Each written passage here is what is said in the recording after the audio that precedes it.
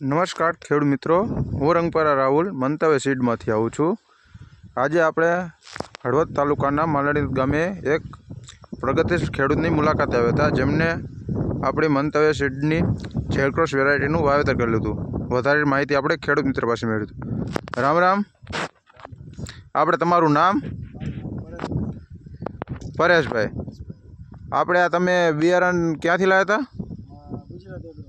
Gujarat agro હળવદથી। તમને આ variety કેવી લાગી? વેરાયટી સારી છે, માલ ને ઉસાર છે। અને આમાં તમને દવાનો સ્પ્રે કે કર્યો કે હજી નથી કર્યો?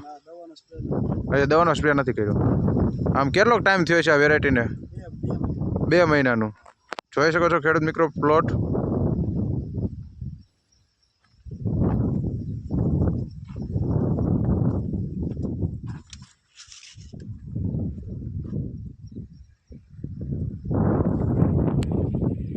આભાર।